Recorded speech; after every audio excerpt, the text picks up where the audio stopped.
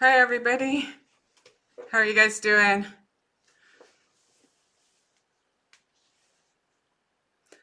My mind is blown. I'm almost speechless about Bryan Kohberger. Oh my God.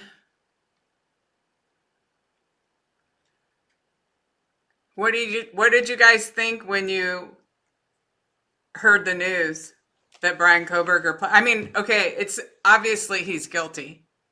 I mean, I've known that the whole time, but he's very arrogant. So he must have been told, I would think, by the defense, like, look, there's no way we're going to be able to get you off. So, you know, but I'm just shocked. I'm in shock. And I feel like I felt that day when he got arrested and I saw him for the first time and I was just stunned. And I was walking back and forth around my house. I'd been cleaning for 3 hours, just all dirty. And I was like, I have to talk to my peeps. I have to talk to my friends on YouTube. I have to share this moment with you because look, we've been here every step of the way together. Okay, so somebody says they told the families through a letter. That's why because the Goncalves family, sorry if I don't say it right, on Facebook, they have a page and they're pretty upset. So I think we're going to need to pray for them. The Goncalves family page says, it's true. We are beyond furious at the state of Idaho. They have failed us. Please give us some time. This was very unexpected. We appreciate all your love and support.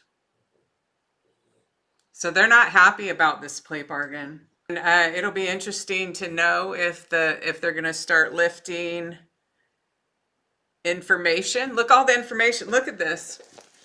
Okay, I just recently, remember, I just found all these readings I didn't even know I had. And even when I was listening to them, I was thinking, you know what, maybe I should just publish these as a book because they go into more and more detail every time about other things as well. And it's like, this is actually pretty interesting.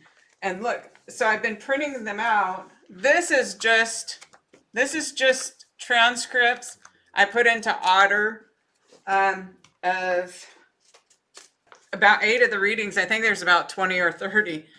I was literally sitting there meditating and in such a state of sleep taking care of this puppy.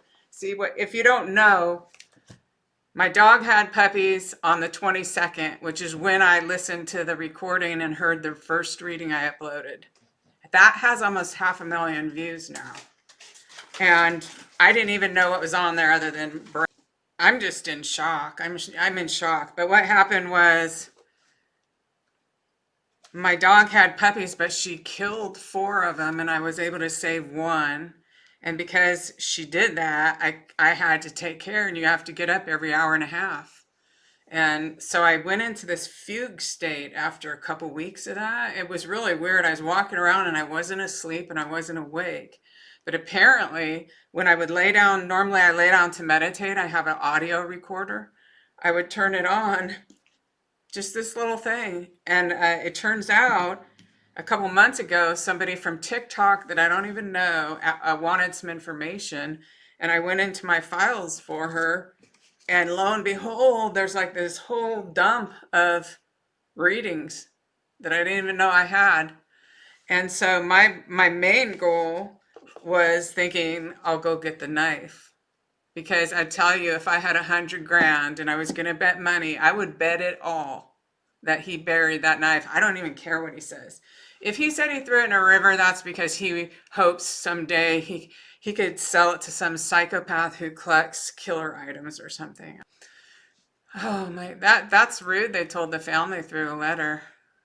Yeah, so they took the death penalty off the table. They probably saved the taxpayers. If this goes through, then they would have saved the taxpayers probably $20-30 million, because one argument against the death penalty in general, I'm for it. If anybody deserves it, Bryan does, and I feel that he does. So I don't have any problem with him getting the death penalty. But One problem is it actually cost more to do the death penalty trials and care and all the appeals than just to put someone in prison for life without parole. So it saves the state money, but guessing then what I mean, there is some ruder things, but I mean, what he did is just sick. Sam saying the internet conspiracy theorists who made a lot of money selling you misinformation for the last 2-3 years. I wonder if that influenced him to plead guilty at all. Okay, today was also the hearing in Pennsylvania to see whether different people had to come testify, like childhood friends and things. And Kylie on here says, well, to confirm Donna's readings, there's information coming out more today about the family having serious concerns about him and calling the FBI more than we've heard about. And the dad actually flew. Let me see, she's got a little more down here. There as an emergency, go get him kind of deal. So, yeah. Oh, really? Oh, God. I bet Dateline's like at their door knocking already. And I used to volunteer for families and friends of violent crime victims. We got laws passed in Washington state to help victims, like they didn't used to be able to even give a victim impact statement, not unless the judge let them. And so they made that a right. They put it into law that it's a right to give a victim impact statement. And then the other thing was to make money available out of the criminal fines. So it's not taxpayer money, but money available from the criminal fines to pay for therapy for roommates, loved ones of homicide victims, if they want therapy. I mean, no, I'm like, these readings are still really interesting because, like, one thing you might not know is that in these readings, Bryan wanted to hit one of his co-workers with a machete. No, not a machete. I'll have to look in here at the exact tool. Cleaver. Oh, he wanted to hit his mom over the head with a meat cleaver too. So on December 28th, I didn't have the reading, and I just went to the computer and I started kind of going on and on about how Bryan was about to kill his mom. And that if she even mentioned whether she was suspicious of him or that he could be the person, he wanted to kill her. Like he was still in the animal killing mode, and he wanted to kill her. And he also, if his coworker had said, hey, Bryan, is it you? He wanted to kill his coworker too. So like if he was cornered and his coworker was there, something, he could have killed him for sure. Oh, I know. The readings are really interesting. They really are. I mean, I was sitting there listening to them and I was like, I should just publish these. And there's more. There's more. Even as late as May 2023, I'm sitting there doing readings looking for Bryan's knife. I'm obsessed about Bryan's knife because I'm telling you, I saw him bury it. And it was like a ritualistic burial, like you would bury a prize. And then 5 feet away, if anyone ever finds that, 5 feet away was the glass jar with some body part. But I think at the tail end, I say, why is he carrying that bag of cement?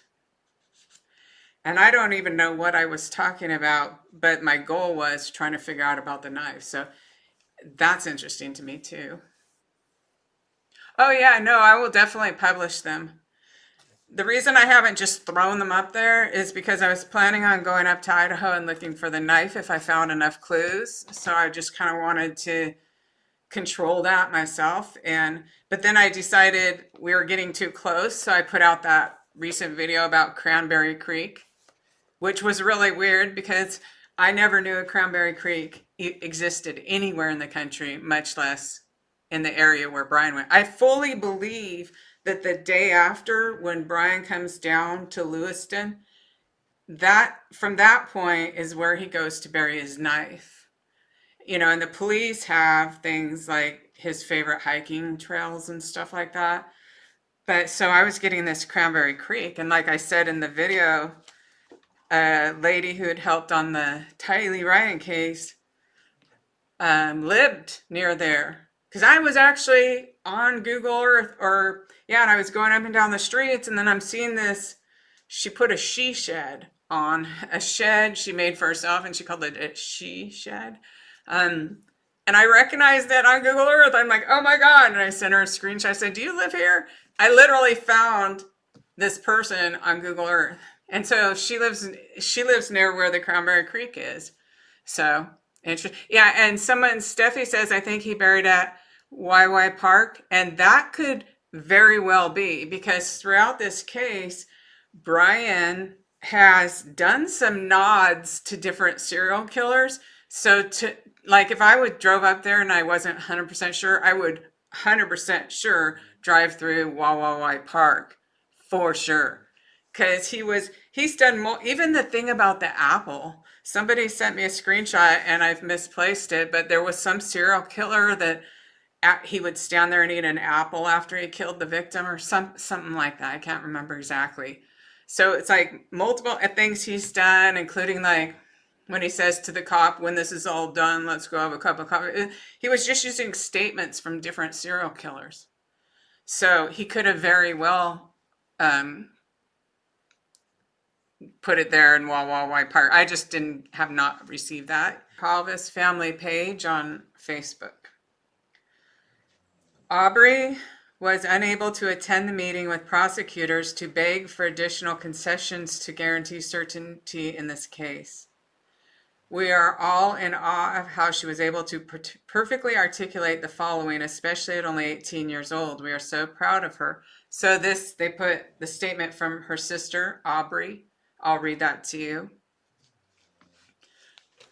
My name is Aubrey Goncalves, and I am the youngest member of the Goncalves family. Though I am unable to be there in person, I refuse to stay silent about a situation that should never have required this kind of gathering in the first place. What the families of Ethan, Kaylee, Maddie, and Xana have endured over the past 2.5 years is beyond comprehension. From the constant delays to the relocation of proceedings, making it harder for their loved ones to attend, the justice system has placed heavy burdens on those already carrying unimaginable grief. Through it all, we have tried to hold on to hope. We've believed in the process. It is impossible not to acknowledge the truth. The system has failed these 4 innocent victims and their families. They are not just names or headlines. Ethan Chapin, Kaylee Goncalves, Madison Mogen, and Xana Kernodle were beautiful human beings who touched countless lives. They are not just the Idaho 4. They were sons, daughters, siblings, and friends, real people with real dreams. They deserve to be remembered for who they were in life, not only the tragedy of their deaths. But before that can truly happen, they deserve justice, nothing less. And remember in that reading about Xana Kernodle, that was really important to her. She really wanted her friends to remember her alive. She wanted them to remember the happy, fun memories and not the death. Or at least not focus on the death. The introduction of this plea deal just weeks before the scheduled trial is both shocking and cruel. Had this proposal come 1.5 years ago, the families could have had time to process, discuss, and potentially come to terms with the idea of a life sentence, however difficult that may be. We could have had the time to understand it, prepare for it emotionally, and perhaps even find some degree of peace. But now, with mere weeks left, we are being asked to absorb and respond to life-altering decisions with no room to breathe. Bryan Kohberger facing a life in prison means he would still get to speak, form relationships, and engage with the world. Meanwhile, our loved ones have been silenced forever. That reality stings more deeply when it feels like the system is protecting his future more than honoring the victim's past. The justice system was created to serve and protect, not to re-traumatize grieving families. And yet, time and time again, we find ourselves blindsided, unheard, and unsupported. This last-minute plea deal feels less like an act of justice and more like an afterthought. We are not asking for vengeance. We are asking for accountability. We are asking for dignity for our loved ones. And we are pleading for a justice system that truly lives up to its name. So that's Aubrey, and she's only 18 years old. That's pretty insightful. She's seen a lot in the last several years. That's sad. Do you guys want to pray together? Put yes in there. Put yes in there if you want to pray together. In the chat.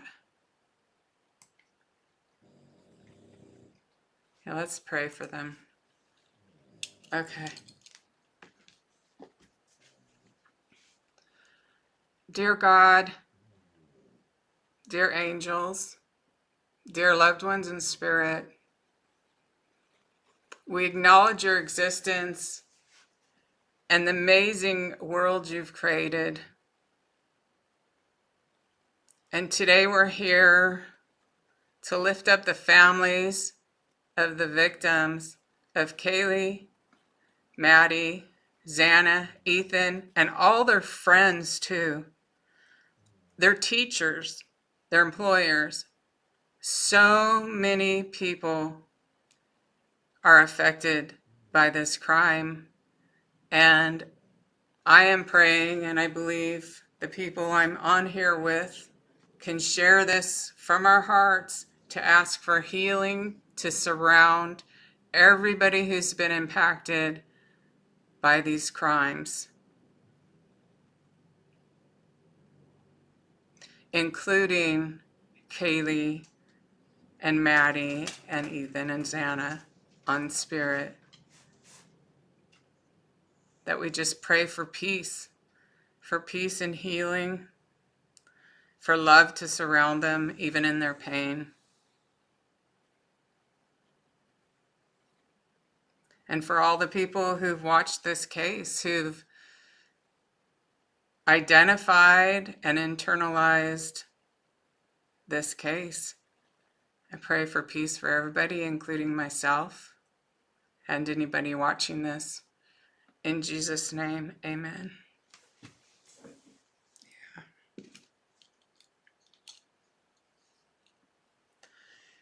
So, I really don't have a lot to say like right now.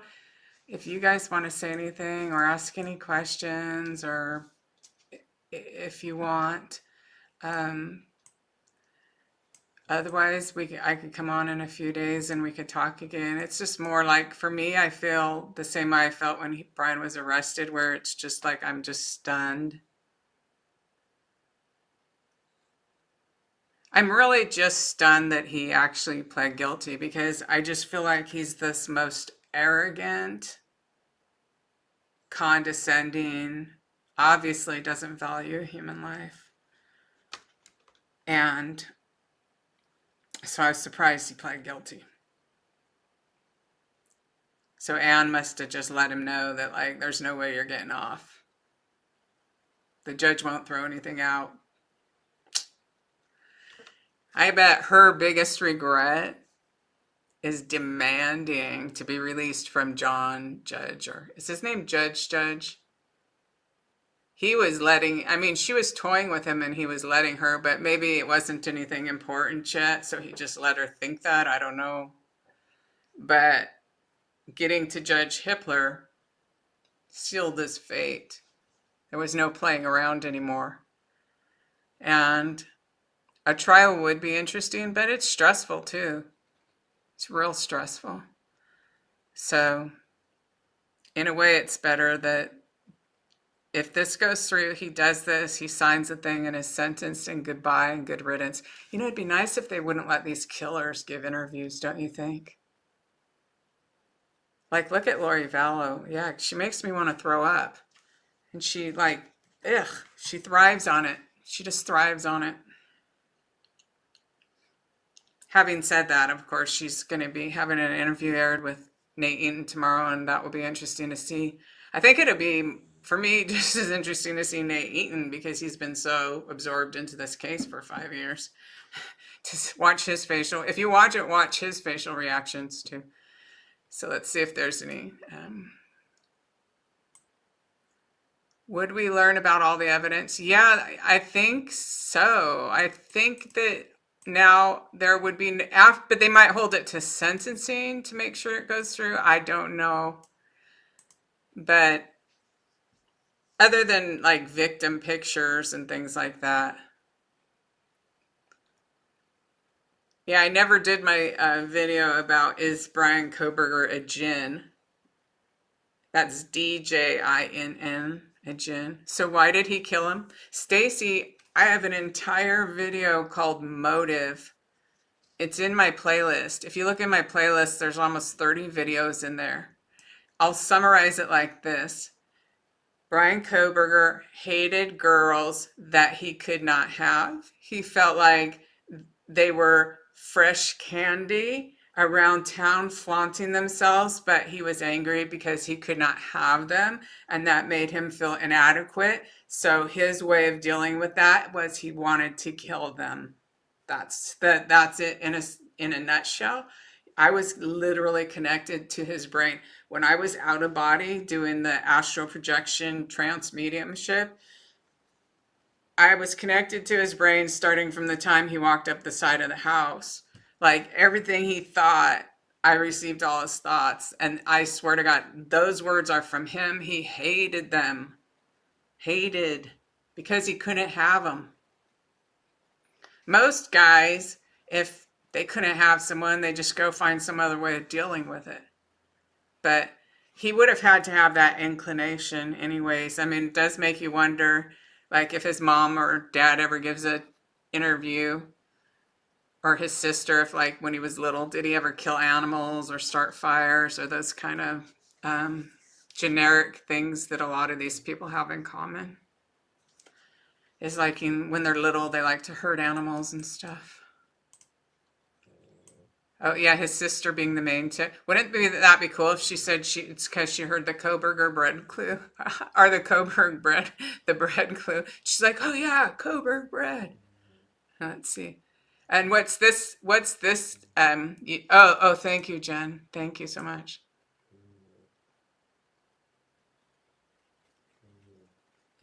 I know it says, do you believe, Rosie says, do you believe they discovered his trophies? I doubt it. Unless he like went and got it and then tried to take it in the car and there's something I don't know like that. But it's like when I do a reading, I don't know everything all the time. And in fact, I only know in the reading what they show me.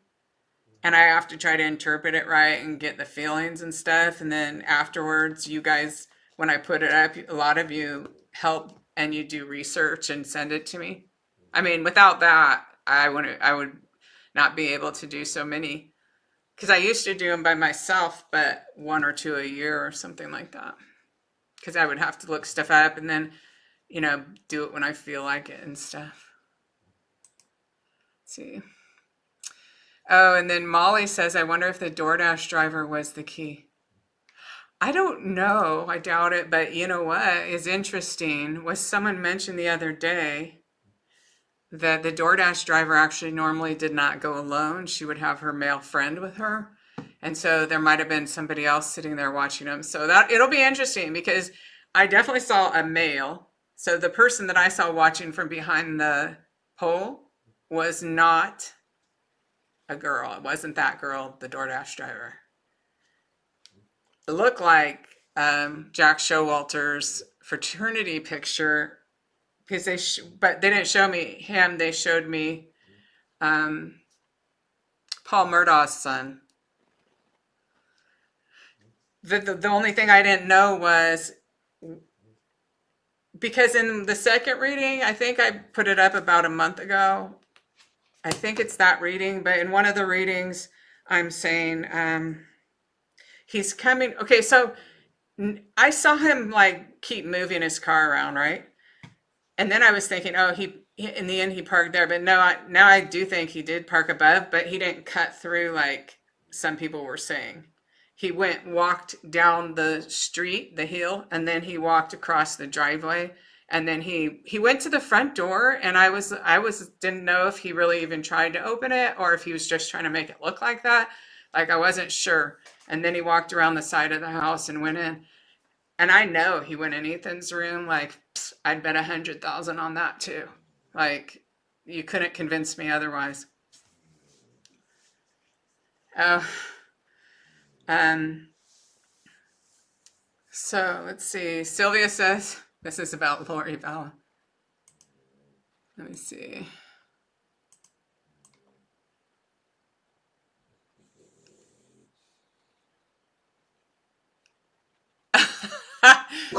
Well, thank you, Sylvia. Thank you.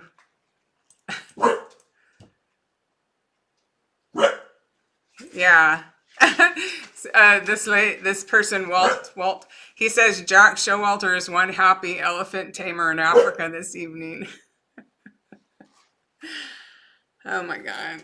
I think they cleared him way too fast. Personally, I would want to see a traffic cam with a date and time on it when he left town. I mean, that whole story is just some holes with that.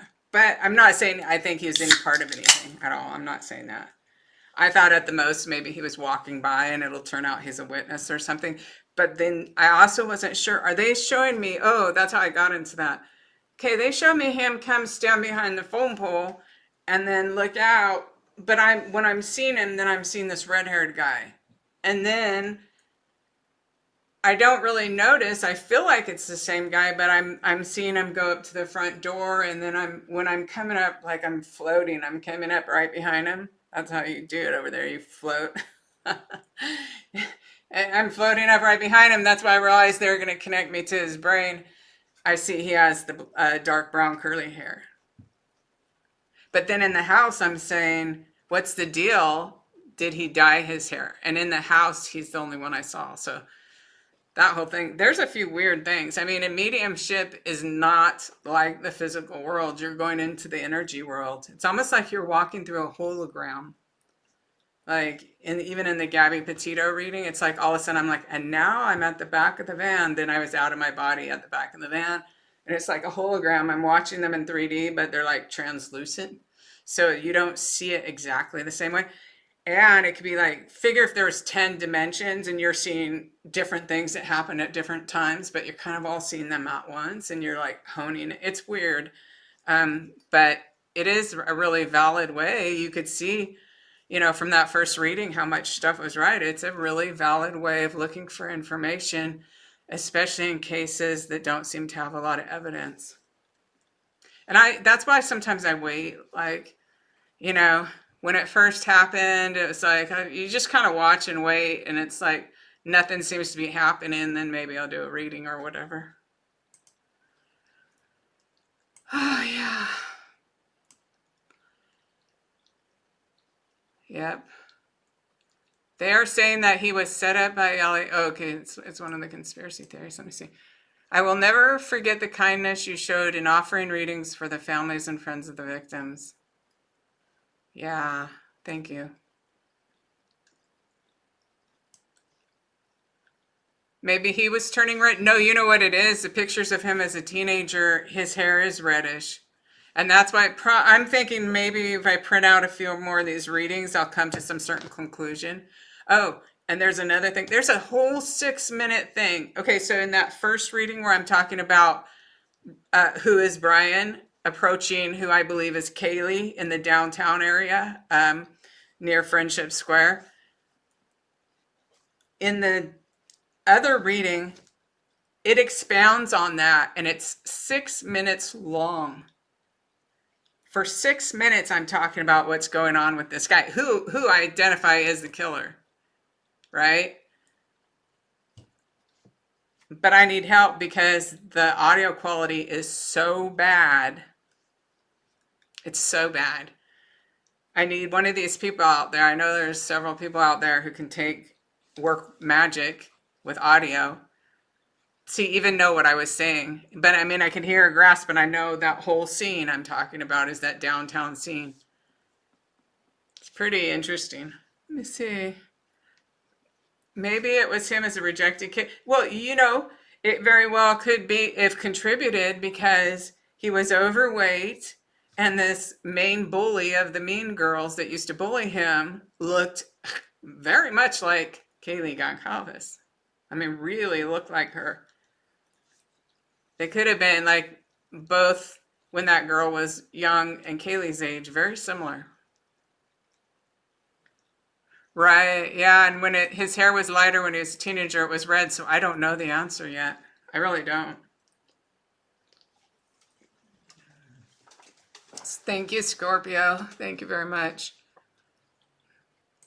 Let's see. So if there's any lingering questions you have that haven't been answered in this case that you want. This one says, Sharon, I wonder the judge will make Bryan K. admit to why and how he committed the crimes.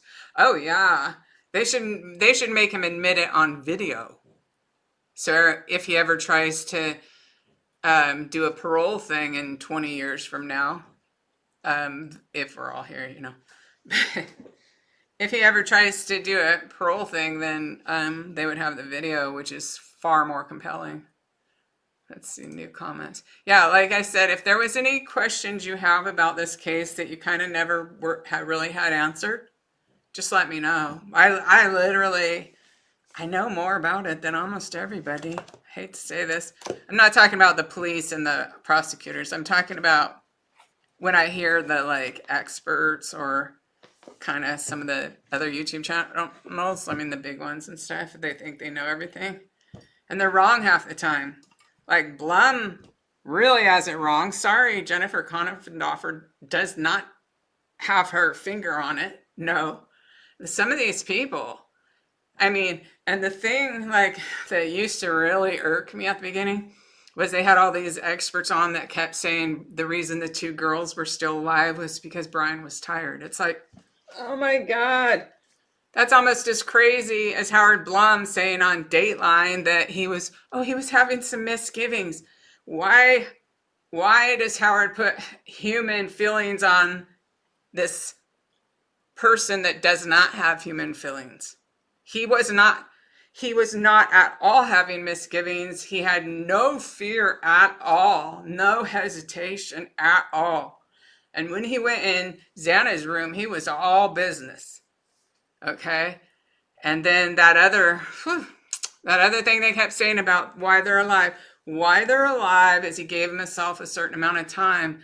And I'm open to the theory, but I'm not like promoting the theory that maybe he was trying to beat Ted Bundy's record in Florida or any other serial killer that did a time limit. But I did know, I don't know why, but I did know during the very first reading, they were showing me he wanted to go kill the other two girls, but he ran out of time that he allotted himself. So I didn't know if it was like, okay, all the traffic lights come on at 5, or, you know, I didn't know the reason, or like all the other people will be coming out of the apartments. I didn't know the reason. But I did know that he gave himself a time frame to which he would do these murders. And he ran out of time. So I didn't know if it was from him driving around or if his time limit starts like the second he goes in, like, click. Oh yeah, I'm so cool. I can do this in 13 minutes. You know, he did want to kill them. He had the desire to kill them. And while he was driving down the street away in one of these readings, so it's not even uploaded, he's yelling. He's going, Yahoo! Yahoo! Woohoo! Like, there's no remorse. Zero. He's not a normal human. When I even look at him, there's this kind of entity called the Jinn. D-J-I-N-N. Look it up. Google it. Oh. He looks like one. And you know what? I never really thought about it until Chad Daybell, but maybe not everybody comes from heaven. Maybe some come from the underworld. And I'm not trying to push that idea, but it's a thought to explore. Okay, let's see. DJIN.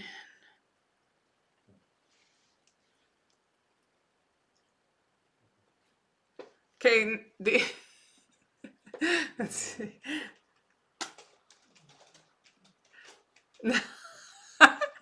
Okay, I'll have to find a better picture so you can see what I mean. But do you see that? And he could be one. He could be one.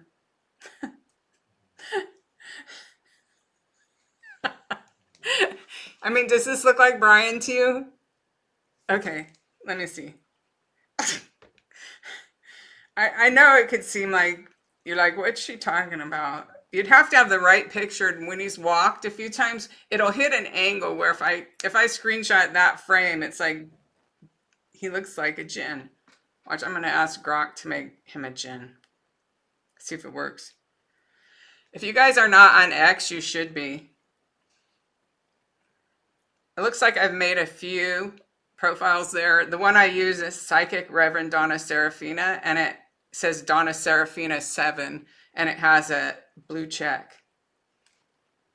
But anyways, because they have free, you could pay if you're not on X, but you could pay for ChatGPT or something. But on Grok is free if you have X. And you can also have freedom of speech over there. You can say whatever you want. People argue and have different opinions, but at least they say what they feel like saying. Okay, so look, on Grok, I put all my readings in Grok, and he was helping me figure out a place where Bryan could hit his knife. I mean, for me, I know AI could have serious problems, but for what I do is like helpful. Okay, so I'm going to put a picture of Bryan in there and say, make this man a djinn.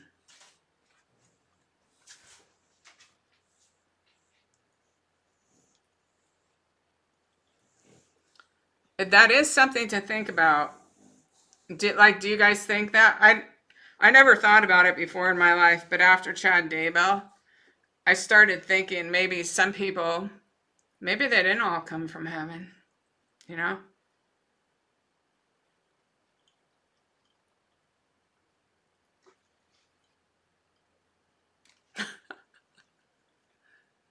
They didn't do it very well. The Grok is not so great on photos, I don't think, but it's super great on helping you. Okay, so yeah, and you could ask me a spiritual questions too. Someone just asked one. I really like those. I've thought of just doing whole live streams just on spiritual questions.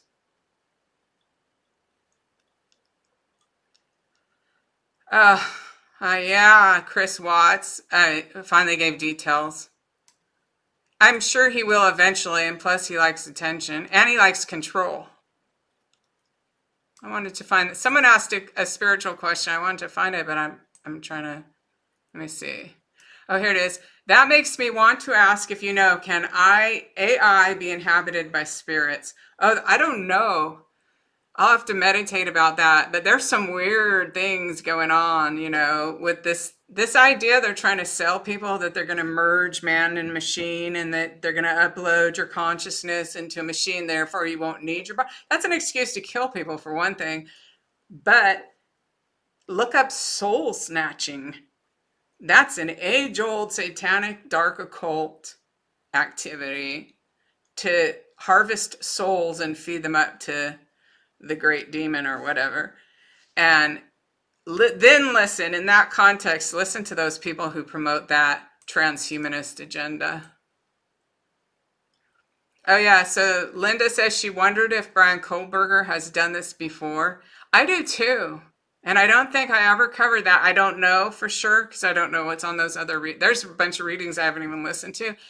But it does seem when I do a reading, I kind of have it in my subconscious somewhere, and I don't. Like, I feel like what I wonder about is that girl that had the drug overdose in high school, was he in the same city, same town, same house? Was he anywhere near her?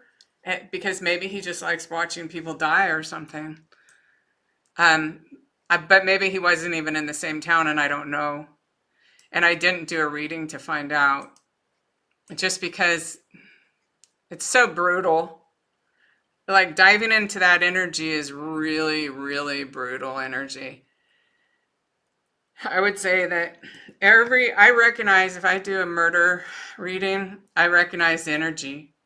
Just like there's anger, and you would recognize, oh, that's anger. There's actually an actual identifiable energy when there's a murder. But the serial killer energy is like, times that by 1,000 and put it in a blender. It's just like, it's really a lot to kill. But apparently, while I was in this fugue state, I was doing it regularly, and I didn't even know why. I was so scared of Bryan Kohberger coming and getting me. I mean, I didn't know his name yet. I was so scared about it. Like, I put alarms on my windows, and the whole time I didn't know I was doing more readings. Isn't that funny? That's kind of weird. I know.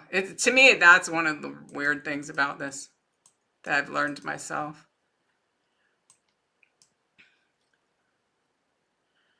I don't know anything about what that person's doing. But okay, someone said, can you do a reading on Watts? And I was asked to do that before, and I kind of tapped into a little bit. And I had this feeling like one of the little girls was actually alive when he was stuffing her into that oil drum. And I felt so sick to my stomach and so like sad, like depressed, that I was like, you know what? I'm not going to do this because he's already in jail. I'd rather, if I'm going to go into that yucky energy, I'd rather do it when, one, it looks like there isn't any leads for the police. Like, if I look at something and it looks like the police are going to solve this in 2 or 3 days or a week or two, I'm not going to do it. But if I'm getting this, I get like this empty space feeling, and I'll watch, and like a week or two goes by and doesn't look like anything's happening in the case, that's when I'll do a reading, when I think that what I offer might actually help. For me, that's important. Now, what else is important is helping families, though, because like the reading I did for Liberty German's mom from the Delphi murders, to me, is just as important, and actually even more important, if you want to know the truth, to be able to help a mom connect with her child. Really, that's the reason I started like going to all these workshops, to try to get my mediumship to the level where I could make it a way of life, and that I could help other parents, because I also lost a child to homicide who was missing and then found dead. So that's why I wanted to help other parents. So like for me to help Liberty German's mom just with a reading where her daughter's hugging her, it's like, that's actually extremely valuable. And so even if you have a family where you think people might be interested, you could contact me. Here, I'll put my email in here. It doesn't always have to be the murder. That's what I'm saying. And people have just, sometimes if people just want to connect with their loved ones, that would be great too. Oh yeah, I don't know how I could have survived the death of my daughter if I didn't experience. I was at a workshop and this medium stood up and she was just like, you, and I've just felt electrical current, and she was telling me things she wouldn't, even if she looked me up on the internet, would not be able to say. And it was like a faucet turned on. I was crying so hard, and I knew it was true. It was 100% true. And I thought, I want to be able to do this for other parents is why I really put everything I had into, pursuing, developing this gift. Nick Cordova. I haven't heard anything about that. Is that the one from Arizona that just was talking to his kids or something? Yeah, the jinn are real. I know that for a fact. I've actually seen one in real life, a real one. But it didn't do anything bad. I just saw it. But I was tripped out because it's like, it had the pointy ears, it had the eyebrows that go up, had red eyes, and it felt to me had much more powerful energy coming off it than a spirit person. I was pretty tripped out about that. Oh, Lizzie says, can you please tell us about that reading on the gates of hell, the entity? Yes. Okay, I'll just tell you real quick. I don't even know if I really thought about if demons were real or not before the readings I did on the Lori Vallow case. And because I actually saw demons in that case, I have never seen demons in any case or any reading. Send them thoughts and prayers. So Vicky says, how do you find out if you have a gift? Okay, check this out. You can Google this and just Google pineal gland. Pineal, pineal. If they cut the brain in half, every single human being has a pineal gland. And in the occult books, they say the pineal gland is the antenna to the soul. Part of your psychic abilities are also in your energy field that you have around you. So you all have an energy field, and with the scientific equipment now, they can measure that easily, from 50 feet away. So you have an energy field. You also have what's called a torus field where the energy is going, and there's one around the earth. It's really cool. I'm making a movie, but you have this energy around your heart as well. And every single human being is equipped with that pineal gland. There's not only some of us that have a pineal gland. The thing is, if you want to activate it, and then do you want to do the work to develop it? And if so, how much? So you could just say, you know what, I'd like to heighten my intuition, and you could learn how to do that. And if you get kind of back what you put into it, if you put a lot into it.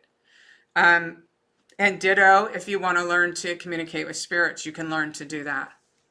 And I have held weekly psychic development circles at my house, which I facilitated for 6 years, almost every single week.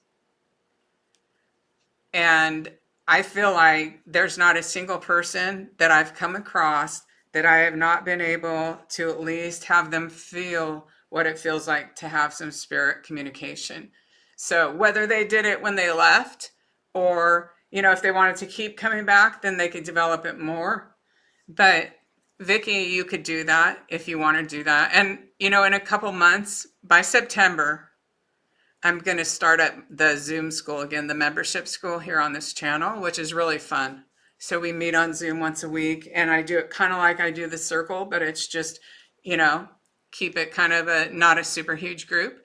If you want to see a sample, I did a psychic detective class for free, and then I put it up. It's in my videos, and you can kind of see how I teach on there. But I love teaching. I really love teaching, and I truly believe that anybody can learn to do a functional amount of this. And it's also, they say it's like playing a piano, where some people are more gifted, like Mozart or something like that. And like they take to it more. And some people, they would spend an hour a day and they would be functional. But you can learn it a little bit, and you can heighten your intuition for sure. Anybody can do that who wants to be devoted to doing that. Okay.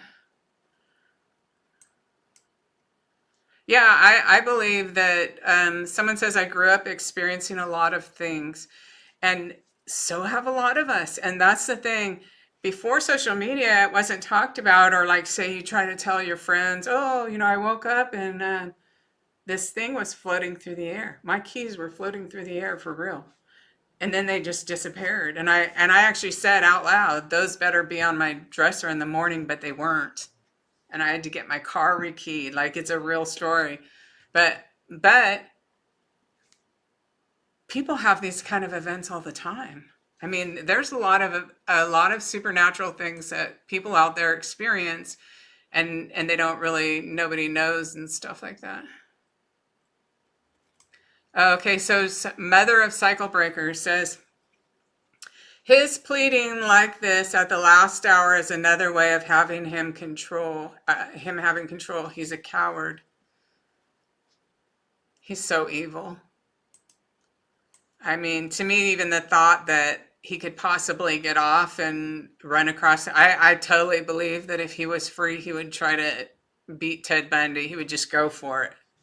More important to him to harm people than jail. Yeah, so look for that by September 1st, the classes. Oh, Mary says, yeah, she had an ND. Yeah, the spiritualist church, I used to see a lot of people come in who had NDs, and then they come back from them, and then they have a lot of intuitions and different things like that. Bundy did admit it after he was convicted, and before he was executed, he admitted quite a bit. He did a few interviews. I don't know if it was one of the detectives. Some of those interviews are here on YouTube. But I don't know if he admitted all of them.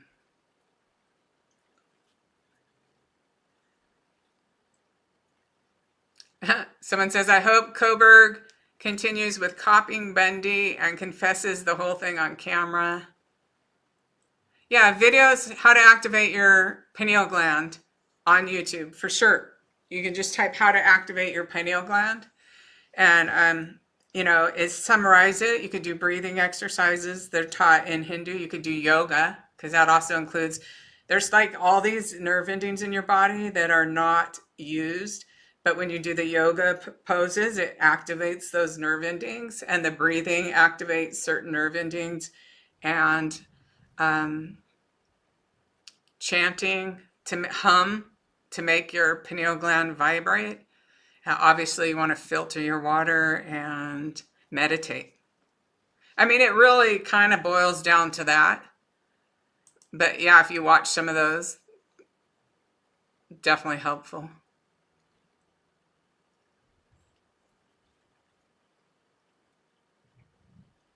Yeah, there's good and bad. It's like as above, so below, right?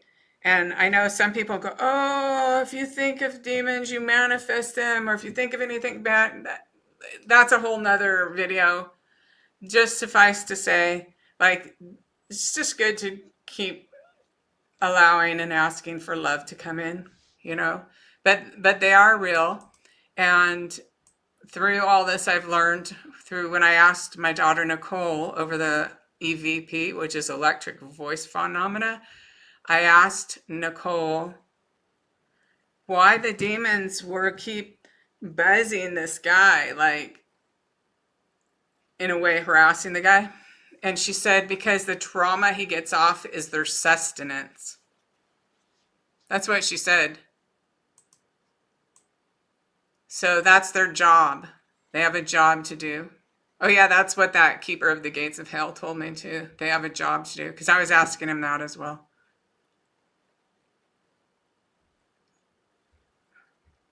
Travis Decker. Oh, that guy.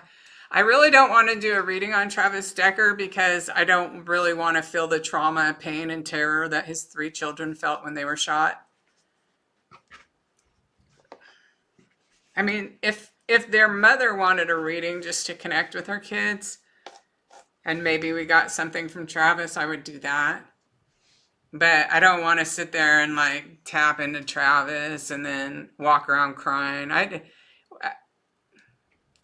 The little kids really bother me, and the adults don't bother me that much. But watching the little kids, I'll walk around crying, and it's not mentally healthy to do too much of that.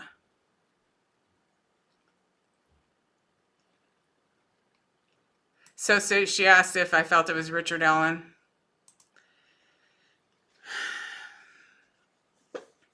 Well, when we did the reading, I didn't think we were going to go heavily into the crime. I mean, they did put a couple of clues, but then I could feel the mom's energy drop down, like be sucked in kind of.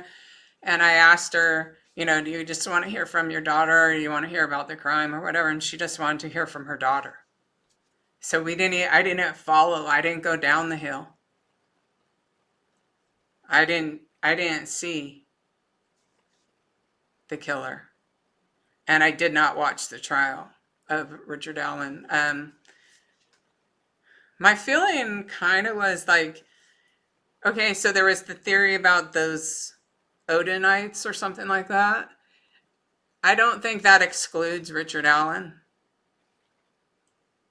And you never know who is part of these groups and who's not. I don't know. I mean, I'm not saying he is. I'm not saying they did it. I'm just saying that doesn't exclude him. Now, this woman hater named Ron, it sounds like at the very least he may have heard something and watched from the woods why he needed to make up an excuse. But that still does not exclude Richard Allen. So I kind of think that it's probably him, but I'm not 100% sure. So I don't want to say. Oh, okay. So Mrs. B, your daughter died? Okay, this lady says, I'd give anything to talk to my daughter again. I've been trying to learn to astro project. So you could try emailing me if you want, if you're interested in a reading or mentorship, or you could join the school because we practice doing little readings on each other. I mean, it's fun. Give anything. Yeah, I know. And the astral projection's super fun too, and it takes a lot of work to figure it out. It took me 2 months of trying almost every single day before I was successful. I mean, you have to be persistent on some of this supernatural stuff if you want it to work. And fear is the biggest thing that keeps you from being able to astral project.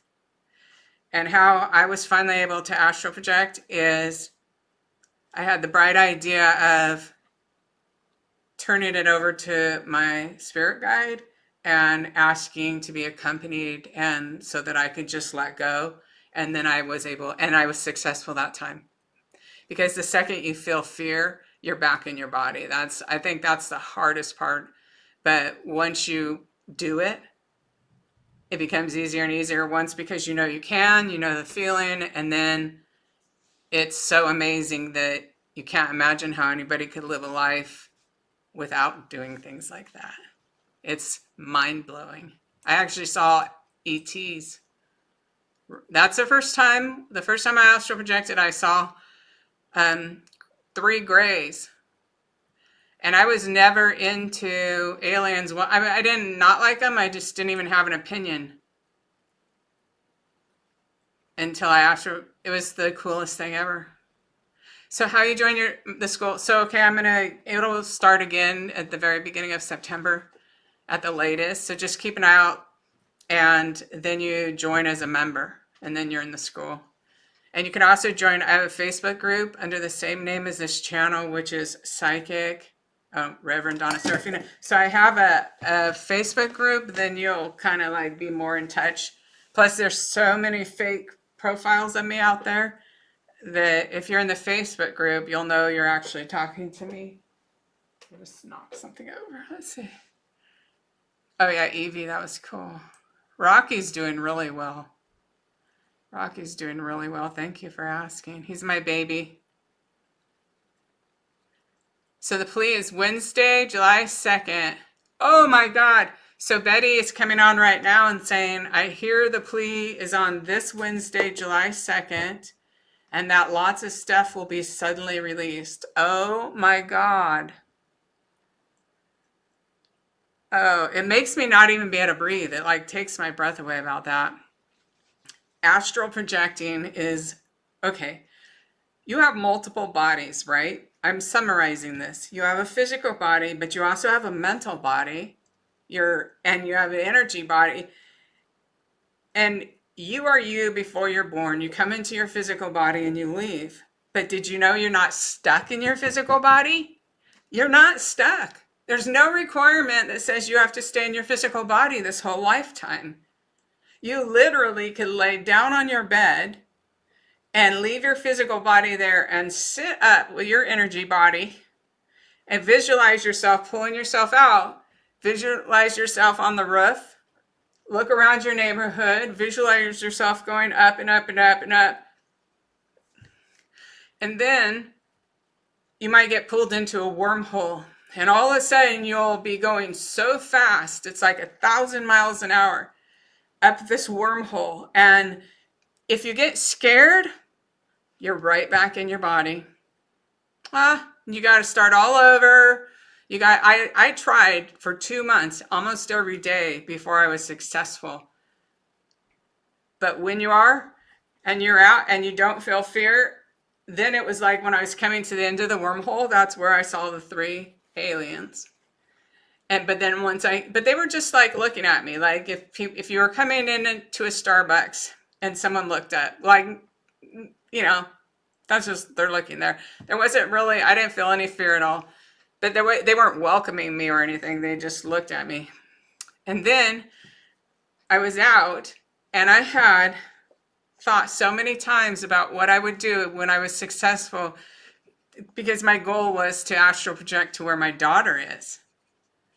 And there I was with my daughter, and she was like an energy body. She was blue. Like, I saw her body, but she was blue, and I was blue too. And like, it was like there was this rock, kind of big boulder to sit on, but it was blue energy too. It was just, everything was blue energy. And I had thoughts for so long, like, what we'll talk about, right? When I am successful, but all we did was hold each other. We didn't even talk. We just held each other. And then how I was out of it was I was laying on my bed and a tear was coming out of my eye. My eye. Yeah. It was so profound. And then from then on, 12 o'clock noon was my date to see my daughter. And I really had some really, really amazing astral projections. You can go, my spirit guide showed me, she went with me and she taught me how to operate, because, okay, you think something and you're there, right? That's why even here you should be always learning to control your thoughts. You think something, you're there. It also goes in 3D, so you can go forward, backward, in any direction. It's a trip. Like, we'll have to do a whole live stream on like each one of these things. Yeah, on Tylee and JJ, and prayers for them as well. And now, that Nate Eaton's putting up his interview with Lori, which to me, I think it's just as interesting to watch him, because like, he's been following her for 5 years. So he's finally sitting down with the devil, right? And to see how that experience is for him.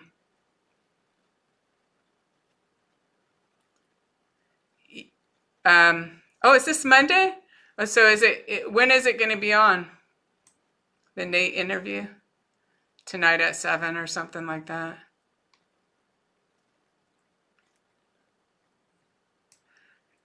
Barry Morphew. I wouldn't be surprised if he pleads too. I mean, unless there's money sitting around to hire a good lawyer. Okay, since this is Monday, and let me see. Who's she talking about? Died of suffocation. Yeah, I know those little girls were supposed to have died of suffocation, but I don't think one of them was already dead, because it felt like she was moaning when he pushed her into that oil thing. And I was just like, you know what? I started crying already, and I felt sick to my stomach. And I was like, there's no point of me doing this. I know people want to know if that mistress. I'm talking about the Watts case. They want to know if she was involved, but if the police aren't going to charge her, I can't sit there and go on and on about it. You know, like that'd be like me going on and on about Melanie Gibb or something.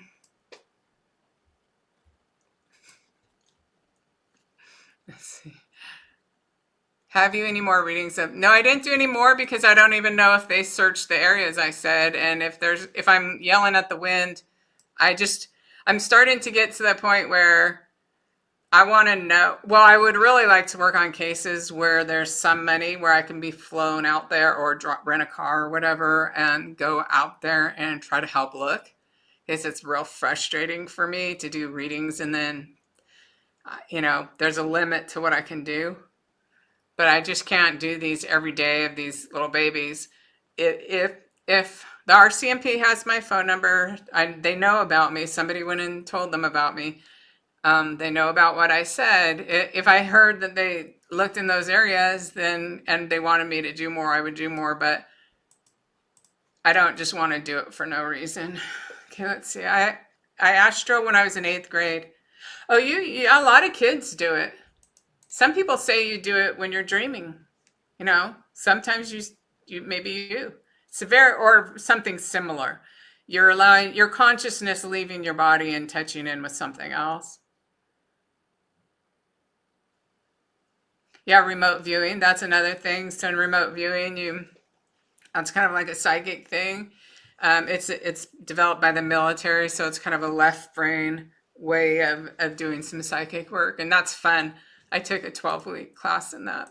I enjoyed that. And one time when I lost something in the garage, you can try this. I actually did a little meditation and asked to be shown where it was, and they showed me a grid of my garage divided into 6 pieces, and they showed me which grid. And I went back there and I was like, no way. I was looking through an unrelated box with a bunch of junk in it, and there was the thing I was looking for right where they showed me. So that's another way to develop your psychic skills, is use them throughout the day for random things. Okay, yeah, giants. I know. I totally believe in the giants. I'll do a reading and see if I can communicate with some. And also, I really love aliens. And I sometimes don't put as much out as I'd like to, because I know it freaks people out, or they just then don't take me seriously or whatever. But I have had experiences with a variety of aliens. Now, if they know you're not afraid of them and you're a medium, they'll come to you. I mean, I've had really interesting experiences. So that's another live stream we could do. I think Kohberger killed before. So this is Angela, not me. It says, I think Kohberger killed before. I think he killed a girl who lived down the road. I think Nicole was her name. It wouldn't surprise me at all. He definitely would have killed after. I mean, this was the thing he wanted to do. If he ended up that he killed someone there, I wouldn't even flinch in the slightest, So let's see.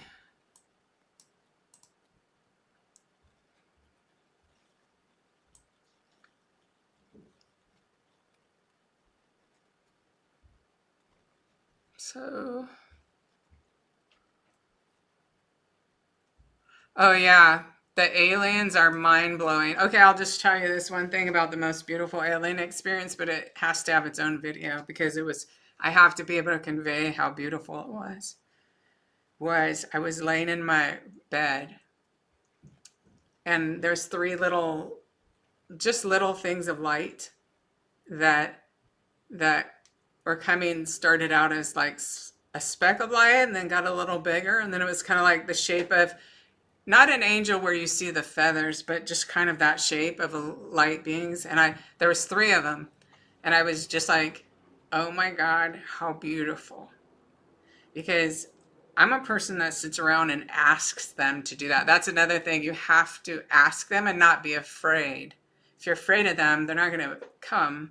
But so anyways, but the thing is, they kept getting bigger and bigger. And then all of a sudden they were at my bedside, but they morphed. And they morphed into these extraterrestrials. And they were really tall, glowing white. And I'm like, I don't know what they were. Lately I looked on these Pleiadians on the thing, and all of them make them look like people. They didn't look like people. But they didn't look like grays. I think they were probably like 7 feet tall or something. It was more like a rounded off square kind of, but they were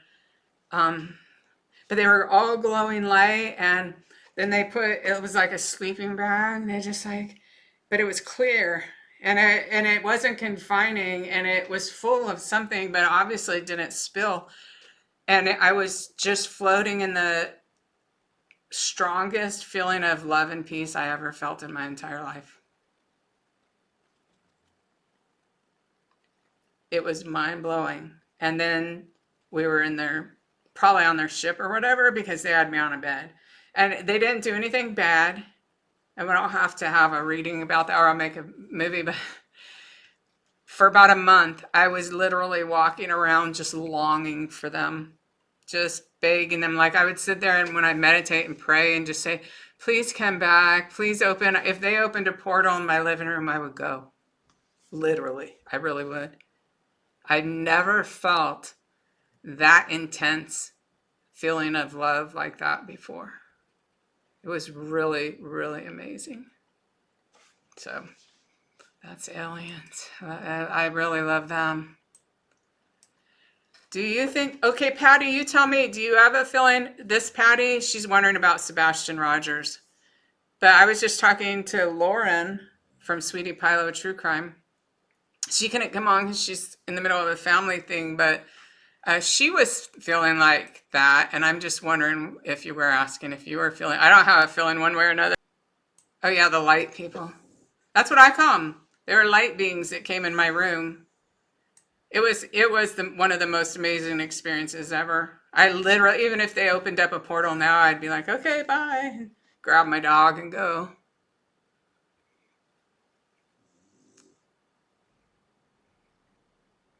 Well, see, okay, it's like, so who is going to win? Would the Democrat candidate, or I forgot her name already. What's her name? Anyways, the Democratic candidate or Trump, but the people above that, the people who like give them millions to run, and then the people above them, there's like all these layers in society of who's pulling the puppet strings. And no matter who wins, they have an agenda. That agenda is to collapse not just America, but the UK, Ireland, Scotland, Norway, all over. They're trying to do the exact same thing. I highly recommend making an account on X, and let's connect on there, or let's connect on my Patreon and have an entire live stream about that, about what's up. Why am I crying? Maybe you're crying from the stress. Like when I heard Bryan made a plea, it's really weird. I mean, some of us are so invested or so internalized with this case that it's like, I know I am. I mean, I just couldn't even breathe barely when I heard that. Oh, maybe that's where I come from. That would be nice. I kind of think that I must have been like, went to the angels and said, I want to progress in my soul journey really, really fast. So just give me every horrible thing that could possibly happen to a person, and I'll just nail it all in one life. You know?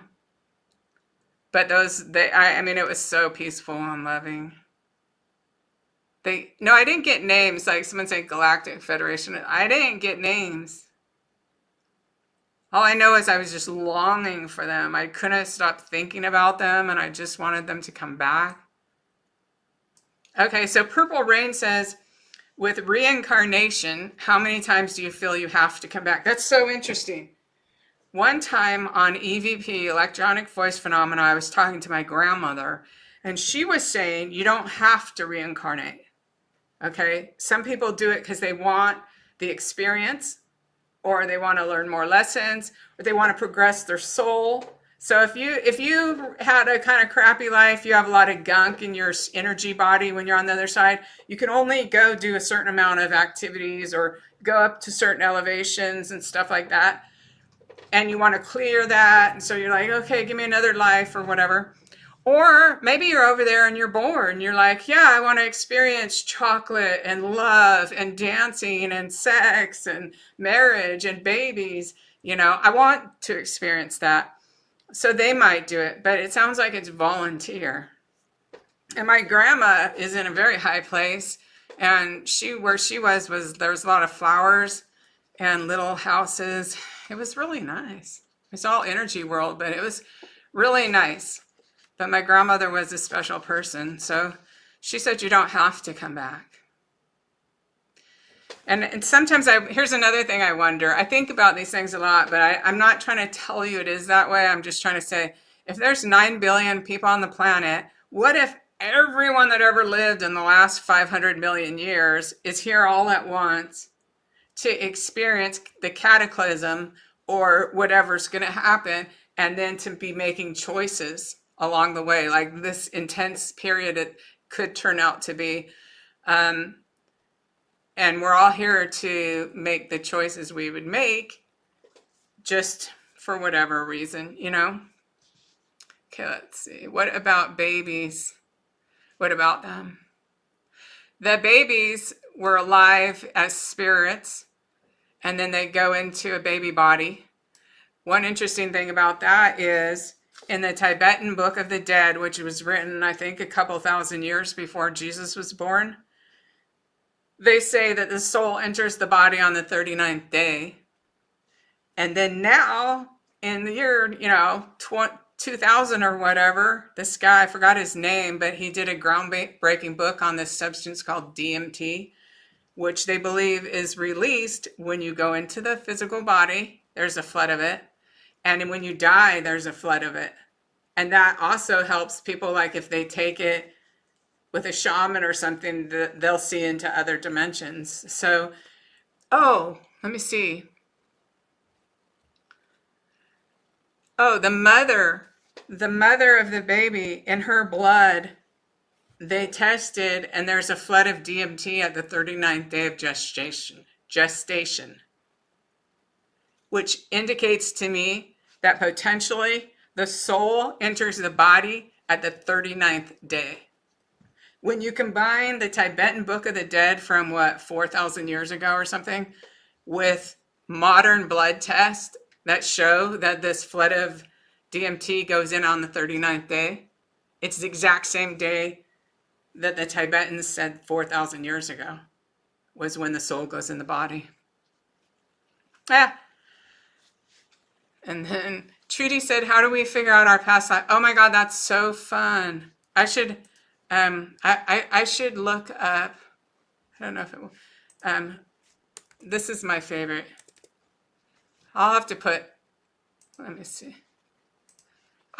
a link afterwards. There's a channel on here. This lady has the voice of an angel, and she has all these good videos. There's all these good meditations on YouTube, like past life regression. Just listen to one. Don't worry whether it's real. Just relax and enjoy it and see what happens. And when you wake up, see what happens, what you think. I've done so many past life regression. I've done at least 10 of them. And sometimes they put me in the same one. There's one that they put me in a lot, which is interesting. I'll know I'm in that one because all of a sudden I'm walking along and I'm on a brick path.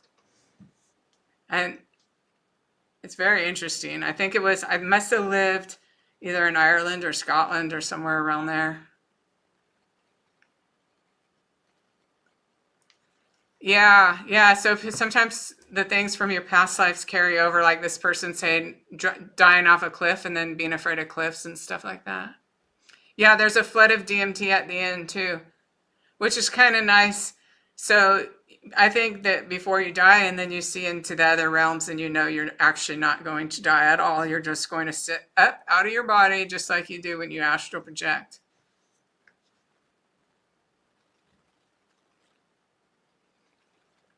Yeah, Shannon, we'll have to do that over there. Okay, let's see if there's any more. How long have I? Oh, I've been on an hour and a half. That's pretty good. I'm so glad you guys are here. I'm really am. Because when I go through these things alone, like I don't know how you feel, But this is huge. This is huge.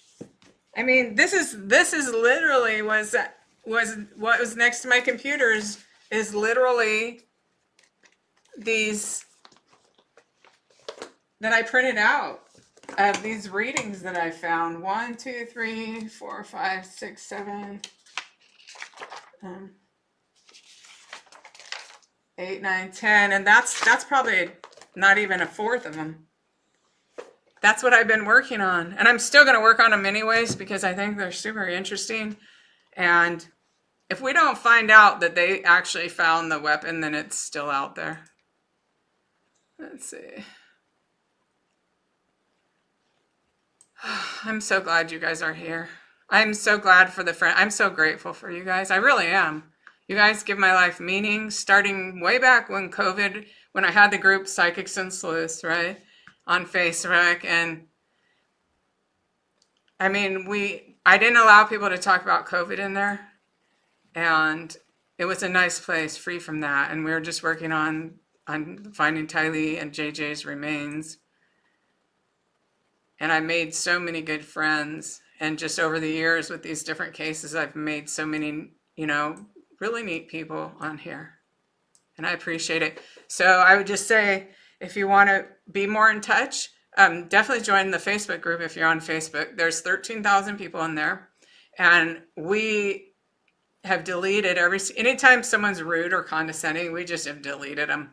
And so we literally have 13,000 nice people. Like, I think some groups want to get bigger and they just put up with it. And it's like, I put up with people being condescending or judgmental or demeaning. So if you join my group, you could at least know, you're among friends. And also if you want to develop psychically and stuff, you could stay in touch for when I'm going to do classes. And also, if I'm going to do live streams, say on Patreon or whatever, I'll be announcing it in there. Someone said that Goncalves released. I'll just check for that one more time, and then maybe end with a prayer or something. Let's see.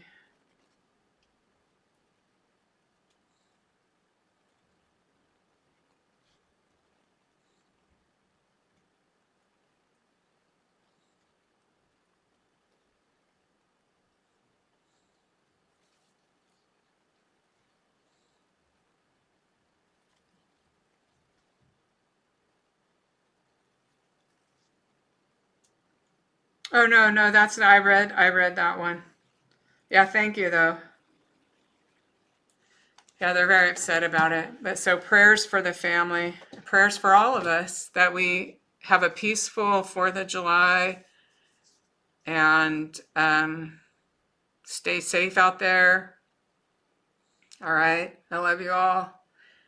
And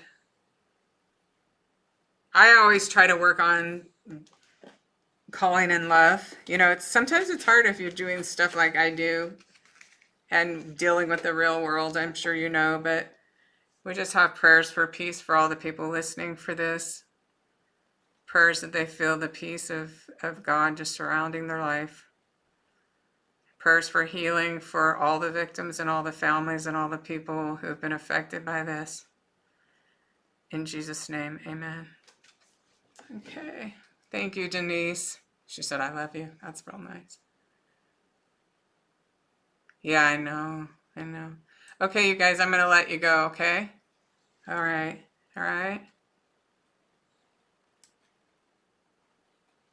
Bye.